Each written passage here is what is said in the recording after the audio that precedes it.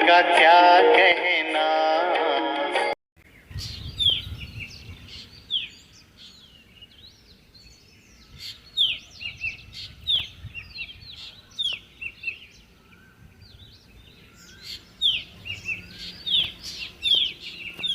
ओम शांति। 21 जुलाई 25 मधुर महावाक्य मिठे बाबा कहे मिठे बच्चे पुरुषार्थ करी भल भाव दैवी गुण धारण करने उचित। क्या भी दुख देवा उचित नुहे। तुम मान भितर कौन आसुरी चालीचलन देखा उचित नुहे। प्रश्न, क्यों आसुरी गुण तुम मानकर श्रृंगार को बिगाड़ी देउछि। उत्तर, परस्पर मध्य लड़ाई झगड़ा करने, रुषिबा, सेंटर रे विशृंखला सृष्टि करने, क्या दुख देवा, ए सबु आसुरी गुण अटे जहाँकि तुम मानकर सौंदर्य को बिगाड़ी देउछि। जो संतान माने बाबांकर होई जिबा परे मध्य एही आसुरी गुण गुड़ी को त्याग करती नाही, उल्टा कर्म करि चलती, सेमानकु बहुत क्षति सहिबाकू पड़े। प्रत्येकଙ୍କ कर्मर हिसाब अलग अलग। बाबा पिता सहित धर्मराज मध्य अटंती। गीत भोलानाथ से निराला। ओम शांति। आत्मिक संतान माने जानिछंती जे उच्चर उच्च होउछंती भगवान। मनुष्य माने केवल गायन करुछंती, किंतु तुमे माने दिव्य दृष्टि द्वारा देखुछ, तुमे माने बुद्धि द्वारा जानुछ जे सी हमको पाठ पढ़ाउछंती। आत्मा ही शरीर द्वारा पाठ पढ़ुची, शरीर द्वारा सबु किछि आत्मा ही करुची। शरीर विनाशी जहाको आत्मा धारण करी पाठ करुची। आत्मा रे ही समस्त पाठ निर्धारित होई रहिछि। 84 जन्म मध्य आत्मा रे निर्धारित होई रहिछि। तेणु प्रथमे निजको आत्मा मने करबाकु हेबो। बाबा हेले सर्वशक्तिमान, जहाँ ठारू तुम मानकु शक्ति मिलुछि। जोग द्वारा अधिक शक्ति मिलुछि, जहाँ द्वारा तुमे माने पवित्र हेउछ। बाबा तुम मानकु विश्व उपरे राजत्व करिया पई शक्ति मध्य देउछंती। केते महान शक्ति देउछंती।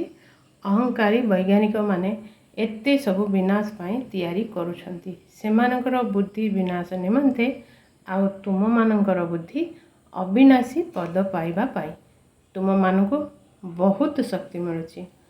जो शक्ति आधार रे तुमे माने सारा विश्व उपरे राजत्व करुछ, सेठारे प्रजांकर प्रजा उपरे राज्य हेबो नाही।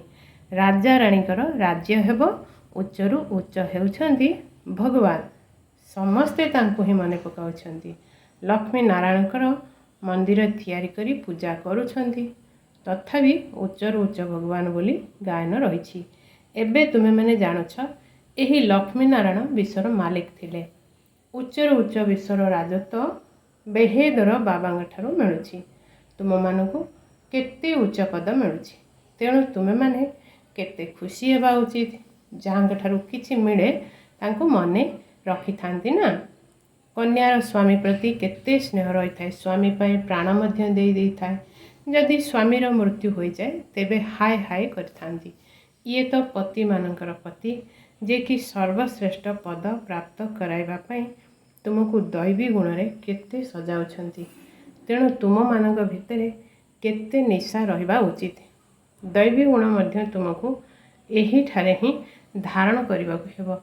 बहुतंक भितरे वर्तमान पर्यंत आसुरी अवगुण रहिछि। लड़ाई झगड़ा, रुषिबा, सेंटर रे धमचक्र करिबा बाबा सब जानिछंती। एई भली बहुत रिपोर्ट आसुछि। काम तो महाशत्रु अटे, किंतु क्रोध मध्य कम नुहे। अमुक प्रति स्नेह अच्छी, मो प्रति कहीं नहीं। अमुक कथा तांकु पचारे मते कहीं पचारे नहीं। एहीपरि बहुत संशय बुद्धिवाला रही। राजधानी स्थापना होछि ना, तेबे एमाने क्यों पद पाइबे। पदरे बहुत फरक रहिबो। मेहनतर माने मध्य देख, भल भल महल रे रहिथांती, किए केउठी तो किए आउ केउठी रहुछंती। तेबे समस्त को बहुत पुरुषार्थ करी भल दैवी गुण धारण करने को हेब। देह अभिमान आसिले आसुरी जो चलनी होता है। जदि देही अभिमानी होई ज्ञान को भल भाव धारण करिब, मन रखिब, तेबे उच्च पद पाइब। दैवी गुण धारण करिबारे पुरुषार्थ करने को हेब। କାହାକୁ ଦୁଃଖ ଦେବା ଉଚିତ ନୁହେଁ। ତୁମେ ଦୁଃଖହର୍ତ୍ତା ସୁଖକର୍ତ୍ତା ବାବାଙ୍କର ସନ୍ତାନ, ତେଣୁ କାହାକୁ ଦୁଃଖ ଦେବା ଉଚିତ ନୁହେଁ। ଯେଉଁମାନେ ସେଣ୍ଟରର ଦାୟିତ୍ୱ ନେଇଛନ୍ତି ତାଙ୍କ ଉପରେ ବହୁତ ଦାୟିତ୍ୱ ରହିଥାଏ। ଯେପରି ବାବା କହୁଛନ୍ତି, ପିଲାମାନେ ଯଦି ଭୁଲ କରିବେ ତେବେ 100 ଗୁଣା ଦଣ୍ଡ ଭୋଗ କରିବାକୁ ପଡ଼ିବ।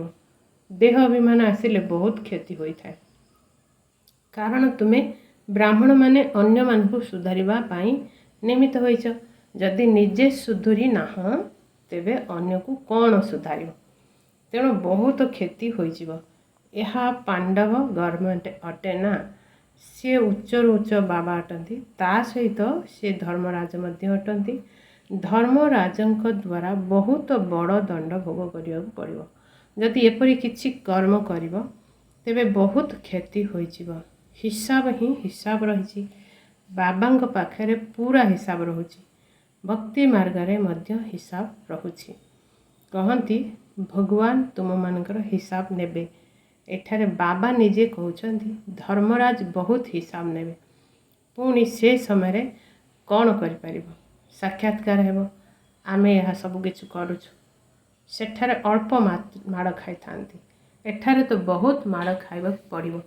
ତୁମେମାନେ ସତ୍ୟ ଯୁଗରେ ଗର୍ଭ ଜେଲରେ ଆସିବ ନାହିଁ। ସେଠାରେ ଗର୍ଭ ମଲ୍ ହେବ। ସେଠାରେ କେହି ପାପ ଆଦି କରିବେ ନାହିଁ।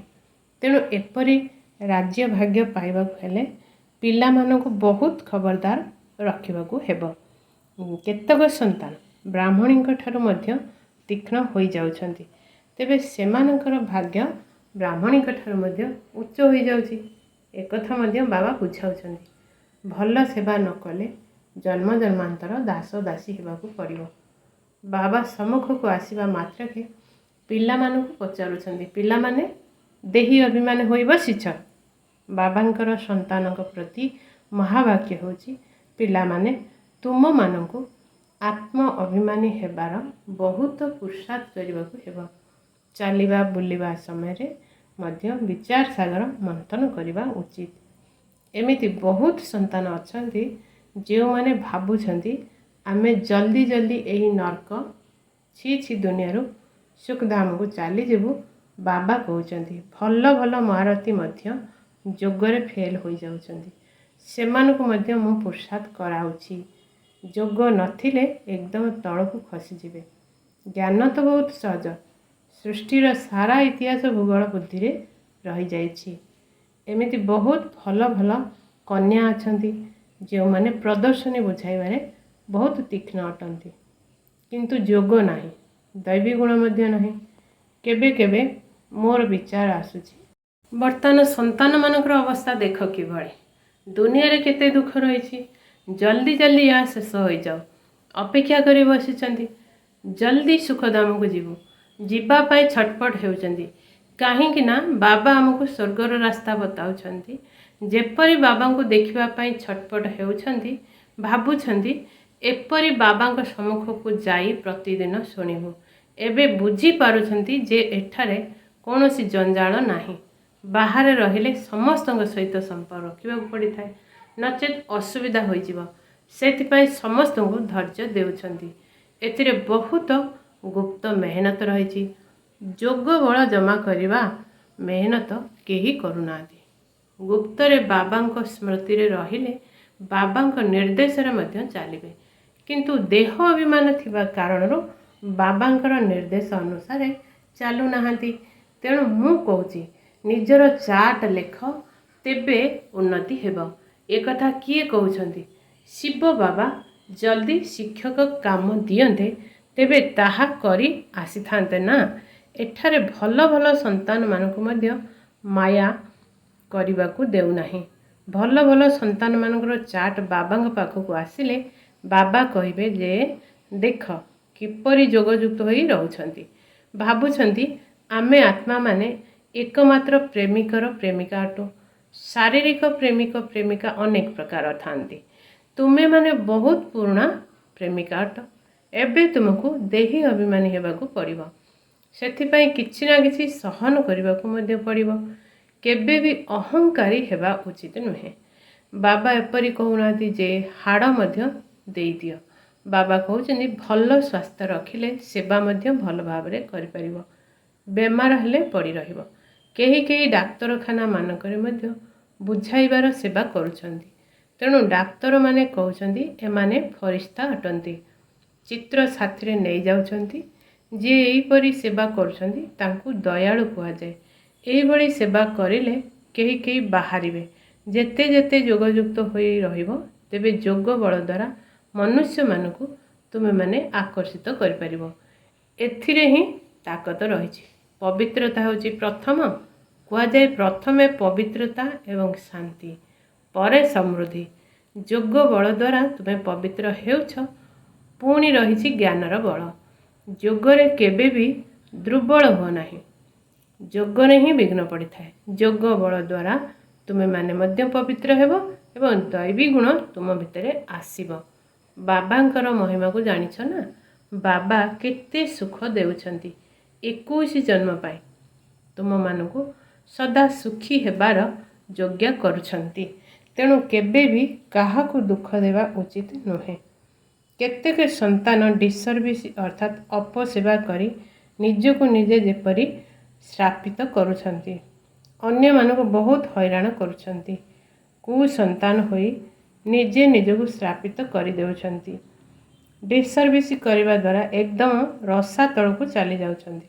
बहुत संतान अछन्ति जे माने विकारग्रस्त होई जाउछन्ति अथवा क्रोधरे आसी पाठ छाड़ी देउछन्ति। अनेक प्रकार संतान एठारे अछन्ति। एठारे रिफ्रेश होई जाउछन्ति। पुणी निज भूलर पश्चाताप करुछन्ति। किंतु पश्चाताप द्वारा क्षमा मिलिब नाही। बाबा कहउछन्ति निजको निजे क्षमा कर। सबु बेले जोगयुक्त होई रुह। बाबा काहाको क्षमा करुनांती। एहा होछि पाठ पढ़ा। बाबा पाठ पढ़ाउछन्ति। तेणु तुमे माने निजे निज उपरे कृपा करी पाठ पढ़िबाको हेबो। भल मैनर्स रखिबाको हेबो। बाबा ब्राह्मणी मानकु कहउछन्ति निज निजर रेजिस्टर नेई आस। जन जनकर समाचार शुणी परामर्श दिया जाउछि। तेणु भाबुछन्ति जे ब्राह्मणी आम नारे रिपोर्ट देइछन्ति। तेणु आहुरी अधिक डिसर्विस करिबारे लागि पड़न्ति। बहुत मेहनत करिबाको पड़िथाए। माया बहुत बड़ शत्रु अटे। मांकड़रू मंदिर योग्य हेबाकु देउ नाही। उच्च पद पाइबा परिवर्ते आहुरी तळकु खसी जाउछन्ति। सेमाने पुणी केबे भी उपरकु उठी पारंती नाही। मरी जाइथांती अर्थात एही ज्ञान मार्ग को छाड़ी देइथांती। बाबा तुममानकु बारंबार बुझाउछन्ति एहा बहुत उच्च लक्ष्य। तुम मानकु विश्वर मालिक हेबाकु पड़िबो। जेपरि बड़ लोकंकर संतान माने बहुत राजकीय होइथांती। जेपरि बापांकर सम्मान न जाओ। केही कहिदेबे तुमर बापा केते भल मात्र तुमे एकदम कुपुत्र अट। जदि बापांकर इज्जत हराउछ एठारे समस्ते निजर इज्जत हराउछन्ति। तेणु बहुत दंड भोग करबाकु पड़ुछि। सेथिपई बाबा निर्देश देउछन्ति बहुत खबरदार होई रुह। जेल वार्ड्स हो नाही। एठारे मध्य जेल वार्ड्स अटंती।